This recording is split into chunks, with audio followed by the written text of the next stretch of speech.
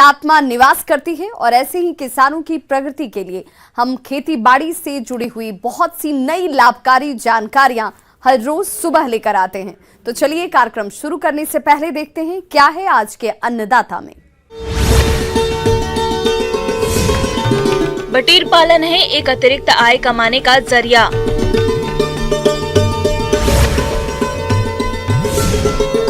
खेती से अधिक आय के लिए पॉली हाउस है आज की जरूरत।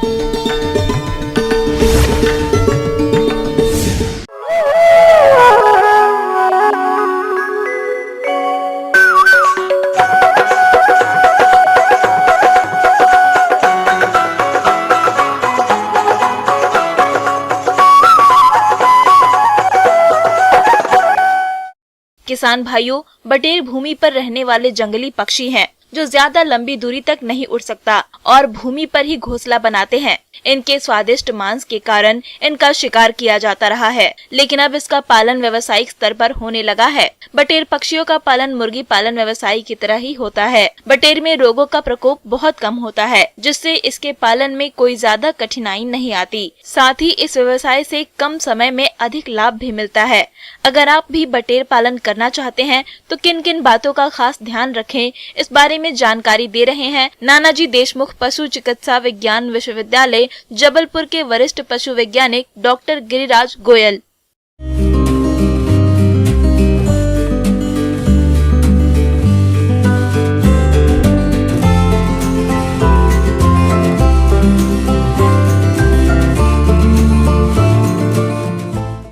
किसान भाइयों, आज हम बात करेंगे एक बहुत ही नई पद्धति मुर्गी पालन की, जिसमें कि किसान भाइयों अभी बहुत संभावनाएं हैं। बटेर पालन वर्तमान में देश के विभिन्न हिस्सों में बटेर पालन पर बहुत जोर दिया जा रहा है, क्योंकि उसके दो मुख्य कारण हैं। क्योंकि बटेर का जो उत्पादन चक्र है वो बहुत छोटा होता है, बहुत कम उम्र में ये अंडा उत्पादन प्रारंभ कर देती है एवं मांस उत्पादन के लिए भी ये 6 सप्ताह की उम्र में तैयार हो जाती है। उसके साथ साथ में इसमें जो लागत है वो भी बहुत कम है। और तीसरा महत्वपूर्ण कारण है कि उपभोक्ताओं में इसकी विशेष मांग है, क्योंकि इसके मीट का जो सॉफ्टनेस है वो भी बहुत अच्छी है और अंडे में कोलेस्ट्रॉल और की मात्रा बहुत कम है और प्रोटीन की मात्रा भी उच्च है। यहाँ पर एक चीज़ विशेष ध्यान देने योग्य है कि जो पालने के लिए जापानीज बटेर, इसका पालन आपको करना चाहिए और यही हमारे नियमों के अनुरूप है। जो जंगली बटेर हैं उसका पालन शासकीय नियमों के विपरीत है और वो वाइल्ड वैरायटी में आती है, वाइल्ड नस्ल में आती है, जंगली वैरायटी में आती है। बटेर पालन के लिए फराओ, इंग्लिश सफेद, ब्रिटिश रेंज, कैरी, उज्जवल और जापानी कोयल अच्छी नस्ल है। इनका पालन भी किसान कर सकते हैं। चूजा रखे गए आवास में रोशनदान और खिड़कियों का होना बहुत जरूरी होता है, ताकि उन्हें एक समान हवा और रोशनी मिल सके। बटेर के चूजों को आरंभ में 29 घंटे प्रकाश की जरूरत होती है। गर्मी की व्यवस्था के लिए बिजली का बंदोबस्त करें, साथ ही ठंड के दिनों में चूजों का खास ख्याल रखें। तो बटेर को जो छोटा बच्चा है वो उसका वजन 1 दिन की उम्र में 7 से 8 ग्राम रहता है। इसके अंडे का वजन 10 से 12 ग्राम रहता है और जो वयस्क बटेर है उसका वजन 200 से 250 ग्राम रहता है। इसमें एक महत्वपूर्ण बात है कि बटेर की जो मादा है उसका वजन इसके नर से हमेशा ज़्यादा होता है और बटेर का जो अंडा उत्पादन है वो 6 सप्ताह की उम्र में प्रारंभ हो जाता है और यदि मांस के लिए आपको बटेर का उत्पादन करना है तो वो भी 6 सप्ताह की उम्र में 200 से 250 ग्राम इसका वजन प्राप्त हो जाता है और आप इसको मार्केट में विक्रय कर सकते हैं। बटेर पालन पिंजरा विधि से करना अधिक सुविधाजनक और लाभकारी होता है। 2 सप्ताह पुरानी बटेर को पिंजरे में रख सकते हैं। इसके लिए पिंजरा 3 गुना 2.5 गुना 1.5 वर्ग फीट आकार वाला उपयुक्त होता है। व्यावसायिक अंडा उत्पादन के लिए कई पिंजरों की जरूरत होती है। इनके प्रजनन के लिए 3 मादा पक्षियों के साथ एक नर पक्षी को रखना चाहिए।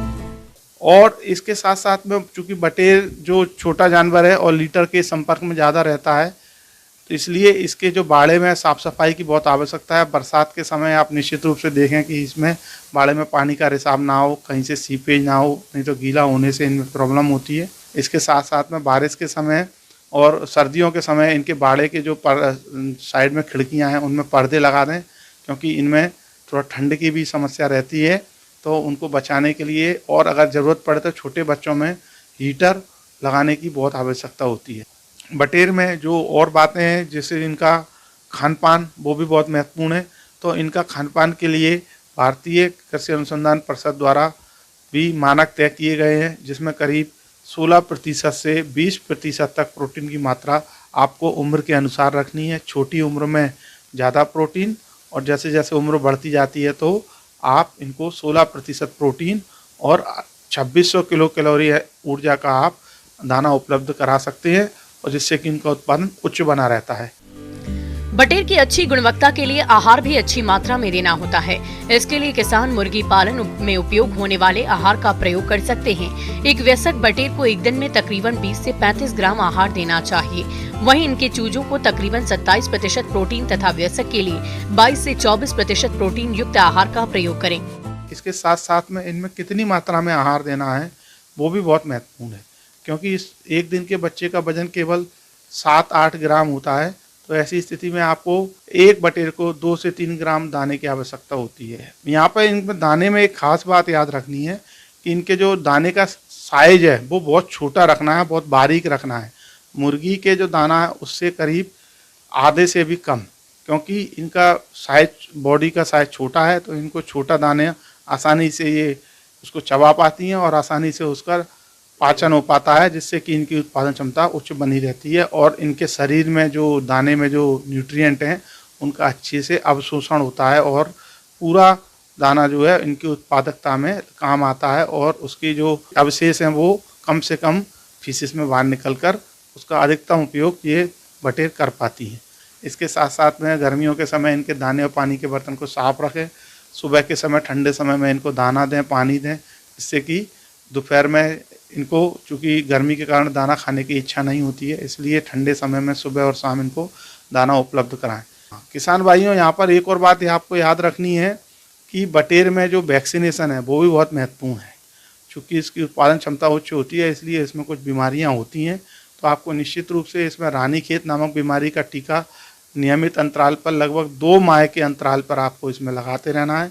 इसके साथ साथ में बटेर में आपको विटामिन्स, जैसे विटामिन बी कॉम्प्लेक्स का इस्तेमाल भी आपको करना होता है, विशेष रूप से जब ज़्यादा सर्दी पड़ती है, ज़्यादा गर्मी पड़ती है और बरसात के समय, क्योंकि बटेर छोटा होने के कारण और ये इसमें कई प्रकार की बीमारियां, विशेष रूप से कोक्सीडियोसिस और रानीखेत, ये दोनों आने की संभावना रहती हैं। इसलिए इनके दाने में कोक्सीडियोस्टेट नामक दवाई भी आपको, जैसे कि लासोल एसिड, मोनेंसिन और डाइक्लोराजोल, ये आपको अवश्य इनके दाने में मिला देनी चाहिए, जिससे कि इनमें कोक्सीडिया की बीमारी से बचा जा सके। और हम ये चाहेंगे कि किसान भाई बटेर का उत्पादन करें, बटेर को पालें, और बटेर की उपलब्धता के लिए आप केंद्रीय पक्षी अनुसंधान संस्थान के जो पशु चिकित्सा विज्ञान विश्वविद्यालय हैं वहाँ पर आप संपर्क कर सकते हैं और इसको पाल के अधिक से अधिक लाभ प्राप्त कर सकते हैं।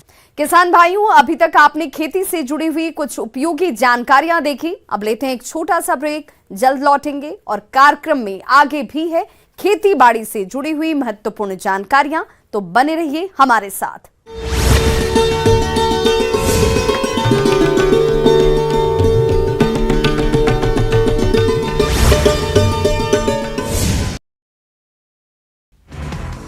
केरल के मलप्पुरम जिले में रविवार को एक टूरिस्ट बोट पलटने से 21 लोगों की मौत। मरने वालों में ज्यादातर बच्चे और महिलाएं शामिल। रेस्क्यू ऑपरेशन जारी, 4 लोगों को गंभीर हालत में अस्पताल में भर्ती कराया गया। कर्नाटक में अंतिम दौरे पर पहुंचा चुनाव प्रचार। ढोल नगाड़े और फूल की बारिश के बीच बेंगलुरु में पीएम मोदी ने किया रोड शो।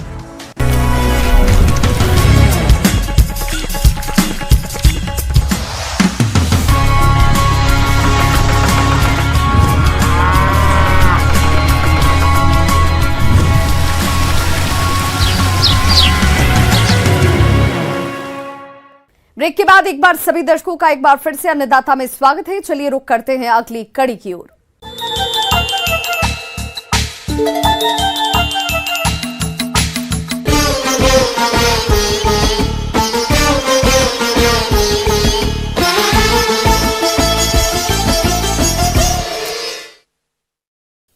किसानों की आय बढ़े, इसके लिए आज नई नई तकनीकें आती रहती हैं।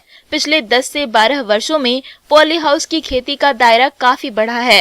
इस तकनीक को अपनाकर आज कई किसान की किस्मत बदल गई है। वे वर्ष में कम से कम 10 से 12 लाख रुपए प्रति एकड़ कमा रहे हैं। ऐसे ही एक सफल किसान हैं जयपुर के जगदीश यादव, जो पिछले कई वर्षों से पॉली हाउस में खेती कर रहे हैं। तो चलिए मिलते हैं इनसे और जानते हैं इनके अनुभवों के बारे में।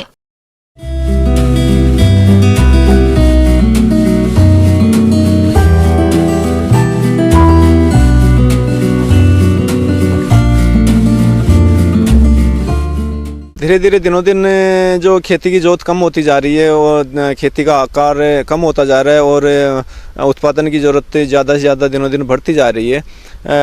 और इसके साथ ही साथ एक जो क्वालिटी प्रोडक्ट जो खाद्य पदार्थों का जो क्वालिटी में चाहिए जनता को, उसी को देखते हुए एक ये जो नया कॉन्सेप्ट है संरक्षित खेती का, उसी को देखते हुए पॉली हाउस का मैंने निर्माण करवाया था आज से करीब 5-6 साल पहले। तो आधुनिक जो ज़माने की आवश्यकता है उसको हर एक आवश्यकता को पूरी करता है। आवश्यकता ये कि एक तो छोटे एरिया में ये लग सकता है और प्रोडक्शन ज़्यादा दे सकता है, क्योंकि इसमें चारों तरफ से प्रोटेक्टेड होता है, तो इसमें किसी प्रकार के रोग वगैरह बहुत कम आते हैं। किसी भी जो भी हम प्रोडक्शन इसमें खीरा वगैरह जो भी लेते हैं तो उसकी क्वालिटी एक बहुत शानदार मेंटेन रख सकते हैं। हम हमारे ही हाथों में होता है, वो प्रकृति से थोड़ा सा हम उसको बचा सकते हैं काफ़ी हद तक। एक ऐसी संरचना जो कि प्लास्टिक के ऐसे ढांचे होते हैं जो कि परंपरागत बेमौसमी सब्जियों एवं फलों की खेती करने में उपयोग में लाए जाते हैं, एवं ये ढांचे बाहरी वातावरण के प्रतिकूल होने के बावजूद भीतर उगाए गए पौधों का संरक्षण करते हैं और बेमौसमी नर्सरी और फसलों के उत्पादन में फायदेमंद होते हैं। मैंने ये पॉली हाउस निर्माण करवाया था आज से करीब 6 साल पहले। तो इसका जो निर्माण का जो प्रोसेस होता है वो यह है कि हमें पहले अप्लाई करना पड़ता है इसकी सब्सिडी के लिए, क्योंकि काफ़ी ज़्यादा इसका बजट होता है। तो किसान के हाथ में नहीं होता है कि इतना बजट हम अपने जेब से लगा सकें और ख़ुद के बलबूते पर ये बनवा सकें। तो इसके लिए सरकार की तरफ से सब्सिडी का प्रावधान होता है। 2016 में जब मैंने निर्माण करवाया तो उस वक्त इसका जो टोटल कॉस्ट आई थी उस वक्त 33 लाख और कुछ रुपए 75,000 रुपये के करीब इसकी कॉस्ट आई थी कुल निर्माण की। उसमें से मैं लघु किसान में आता हूँ, तो मुझे 70% उसकी सब्सिडी मिली थी, जिसमें करीब 23 लाख रुपए की सरकार की तरफ से अनुदान हुआ था। और उसमें मेरी तरफ से करीब 10 लाख रुपए उसका खर्च मेरे जेब से लगा था। उसकी मैंने बैंक से उसका लोन लेकर मैंने उसको एडजस्ट किया था, कुछ से राशि अपने पास से लगवाई थी। इसमें विभिन्न प्रकार की बेमौसमी सब्जियों की खेती एवं फूलों की खेती की जा सकती है। सब्जियों के अंतर्गत टमाटर, मटर, फूलगोभी, शिमला मिर्च की खेती, खीरा आदि की खेती कर सकते हैं। और फूलों के अंतर्गत जरबेरा, गुलाब, कार्नेशन, लिलियम, रजनीगंधा, ग्लैडलेस आदि फूलों की खेती कर सकते हैं। इसमें सबसे बड़ा जो फ़ायदा ये होता है कि इसमें पानी की सबसे ज़्यादा बचत होती है। जो हम ओपन फील्ड में खेती करते हैं तो एक तो प्रोडक्शन ज़्यादा एरिया में बहुत कम आता है और उसके साथ साथ पानी भी बहुत ज़्यादा आवश्यकता होती है। तो उसमें पॉली हाउस में पानी की आवश्यकता बहुत कम होती है। और एक जो सबसे बड़ा फ़ायदा इसमें यह है कि इसमें जितना पानी की आवश्यकता होती है उससे ज़्यादा ये खुद प्रोडक्ट कर देता है पानी का। वो इसलिए कि बरसात का जो भी पानी आता है ना उसकी छत पर, तो उसको हम इकट्ठा करके उसी पानी को हम इसमें खेती के यूज़ में ले लेते हैं। और बाकी खुद का जो इसका खुद का मेंटेन होता है पानी का, उसके बावजूद भी वो पानी बच जाता है, उसको हम बाहर की और अन्य खेती में भी यूज़ में ले सकते हैं। पॉली हाउस के अंदर फोगर की जो व्यवस्था है उनको संचालित करते हैं। उसको कंटिन्यू चलाने की आवश्यकता नहीं होती है, उसको थोड़ा गैप दे के चलाते हैं, जैसे आधा घंटे से 1 घंटे से 1-2 मिनट के लिए चलाते हैं। और दूसरा इसमें जो शेड जो छाया करने के पर्दे हैं उसको भी यूज़ में लेते हैं गर्मियों के टाइम में। तो उससे भी मई जून का जो राजस्थान का जो टेम्परेचर उसको फसल सहन कर जाती है। तो 3-4 सिस्टम होते हैं। और एक जब सर्दियों में हम फसल लेते हैं तो उसमें दिक्कतें ज़्यादा हो सकती है। उसके लिए हमें पहले तो रात का जो पाले की रातें होते हैं उसमें थोड़ा सा मेंटेन रखने का ज़्यादा ज़रूरत होती है। जब ये जो शेड होते हैं इसके अंदर, तो उसको थोड़ा सा फैला देते हैं जिससे कि ऊपर की जो ओस वगैरह कुछ भी आए ना तो वो ऊपर की ऊपर रुक जाती है।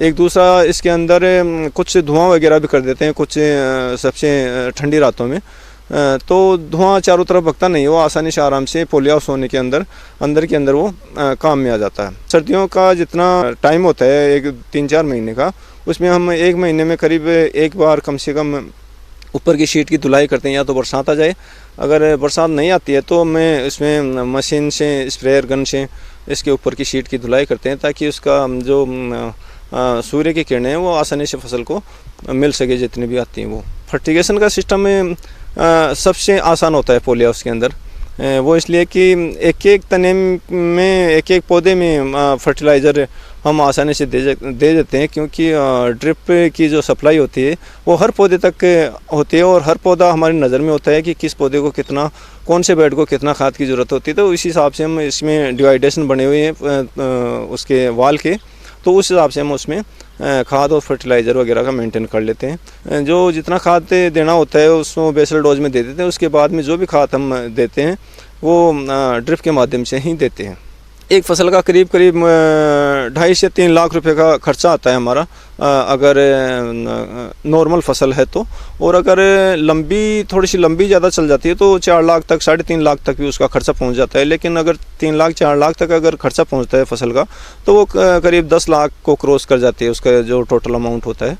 और बाकी 7-8 लाख की अगर कोई फसल हो रही तो वो करीब 3 लाख रुपये 3.5 लाख रुपये का उसका खर्चा आता है, जो मार्केट से खरीदने का खर्चा।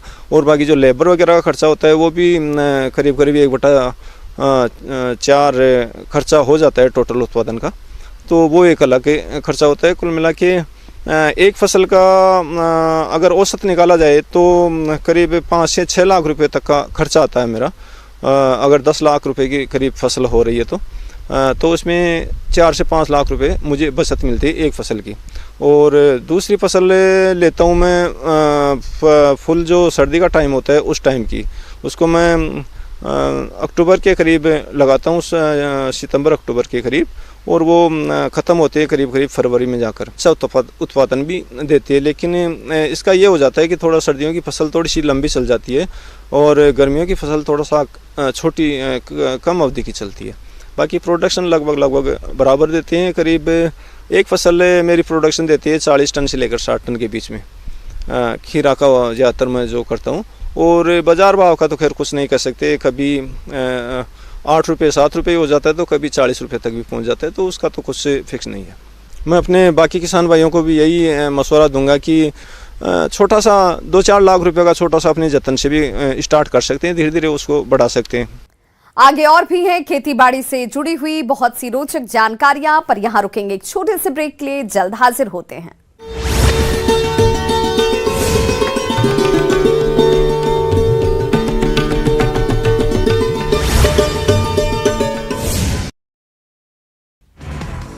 केरल के मलप्पुरम जिले में रविवार को एक टूरिस्ट बोट पलटने से 21 लोगों की मौत, मरने वालों में ज्यादातर बच्चे और महिलाएं शामिल। रेस्क्यू ऑपरेशन जारी, 4 लोगों को गंभीर हालत में अस्पताल में भर्ती कराया गया। कर्नाटक में अंतिम दौरे पर पहुंचा चुनाव प्रचार, ढोल नगाड़े और फूल की बारिश के बीच बेंगलुरु में पीएम मोदी ने किया रोड शो। मणिपुर में हिंसा के बाद सुरक्षा बलों ने संभाला मोर्चा, इम्फाल में सुरक्षा के कड़े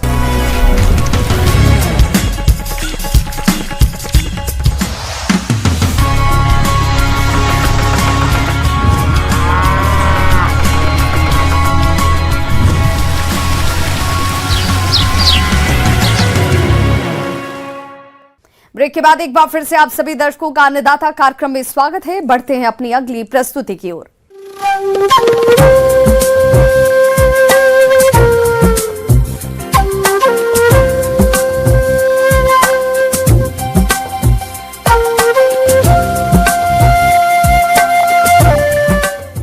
मौसम के अनुसार प्रबंधनों पर ही टिकी है आपकी खेतीबाड़ी, और इसलिए मौसम पूर्वानुमान और उस पर आधारित साप्ताहिक कृषि सलाह इस प्रकार है।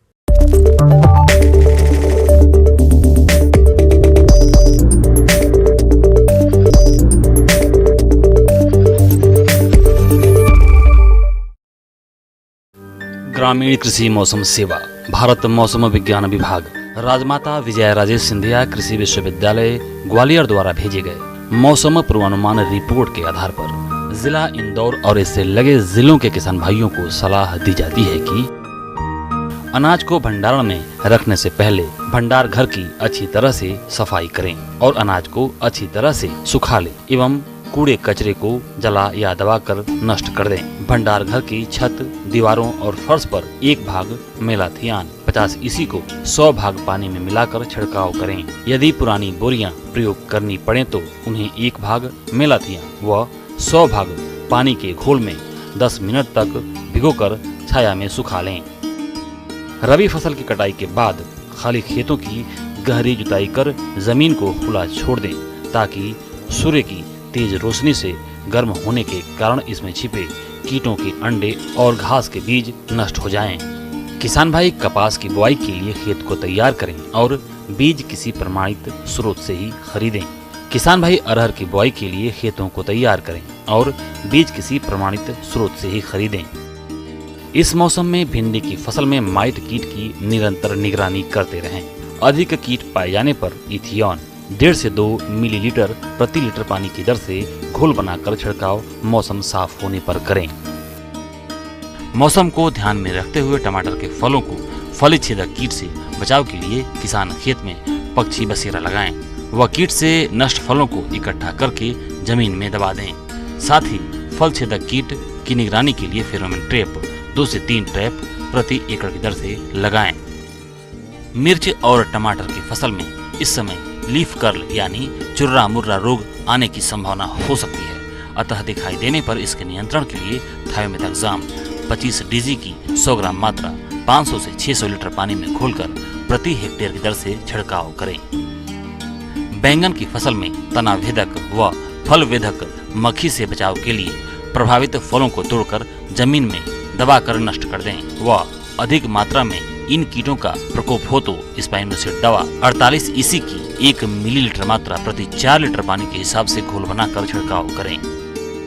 लौकी, तोरई, कद्दू, ककड़ी में लाल कीड़ा यानी रेड पंपकिन बीटल दिखाई देने पर इसके नियंत्रण के लिए मिथाइल पैराथियान 2% धूल का भुरकाव करें। इस समय गोभी व बंद गोभी की फसल में माहो कीट की संभावना हो सकती है। अतः दिखाई देने पर इनके नियंत्रण के लिए नीम का तेल 1.5 से 2 लीटर 500 से 600 लीटर पानी में घोलकर प्रति हेक्टेयर की दर से छिड़काव करें। पशुओं को साफ और ताजा पानी दिन में 2 बार दें। साथ ही साथ हरा चारा दें। बाहरी परजीवियों से बचाव के लिए ब्यूटॉक्स का उपयोग करें। पशुशाला की नियमित सफाई करें। 1 लीटर पानी में 5 मिलीलीटर फिनाइल मिलाकर फर्श की सफाई करें। बकरियों में पीपीआर रोग के नियंत्रण के लिए टीका लगवाएं। गर्मी से बकरियों की सुरक्षा करें।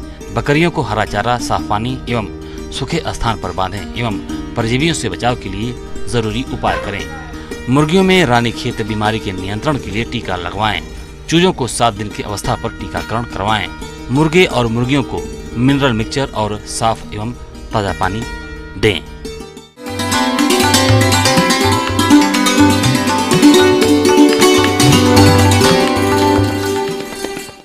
अन्नदाता हेल्पलाइन निःशुल्क फोन संपर्क सेवा के माध्यम से आपके द्वारा पूछे गए प्रश्नों में से 1 या 2 महत्वपूर्ण प्रश्न को हम अपने कार्यक्रम में शामिल करते हैं और इसी के तहत आज किसान का सवाल और उनका जवाब इस प्रकार से है। आज की अन्नदाता हेल्पलाइन में हमने जिस प्रश्न को शामिल किया है उसे पूछा है ग्राम सरेहा, जिला रतलाम के सूबेदार बघेल ने।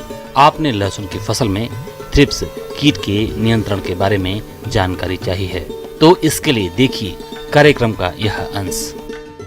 आज आपके साथ लहसुन जो फसल है उसके ऊपर मैं आज आपसे चर्चा कर रहा हूँ। सबसे ज्यादा असर जो आपने खेतों में देखा होगा, कुछ मच्छर टाइप के थ्रिप्स जिनको हम बोलते हैं, वो जरूर आपके यहाँ रस चूसक कीट जो है ये नुकसान पहुंचाने के लिए आपके यहाँ आ चुके होंगे, ऐसा है। और पूरी फसल को बीमारी और का असर करके हमारे जो मुख्य उत्पादन है उसको कम कर देते हैं। रस चूसक कीट जो है इनको समाप्त करने का सबसे अच्छा जो तरीका है, तो रासायनिक विधियों का उपयोग आप इसमें कर सकते हैं। तो जो सबसे ज़्यादा दवाइयाँ इसकी तारीख में यूज हो रही है उसका नाम इमिडाक्लोप्रिड है, एसिडामेप्रिड है और ये बहुत कम मात्रा में भी अच्छे रिजल्ट देती हैं। तो अब आपने अपने खेतों में जिस हिसाब से इनको डेवलप कर रखा है उस हिसाब से आप मात्रा का निर्धारण जो है 5 से 10 ग्राम प्रति टंकी तक कर सकते हैं और ये आपको उनको नष्ट करना लेकिन आवश्यक है।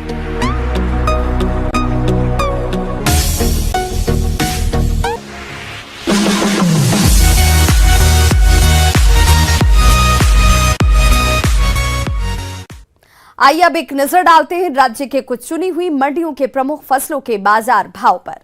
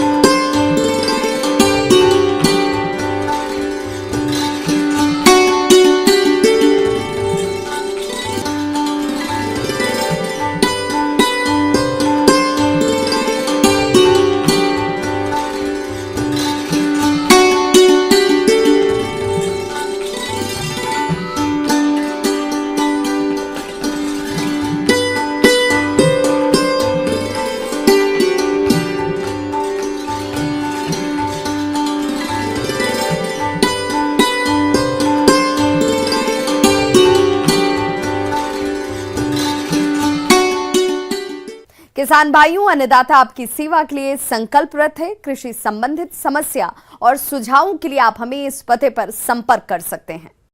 प्रोड्यूसर अन्नदाता, news 18 Madhya Pradesh Chhattisgarh, Ramoji film city, Hyderabad 501512।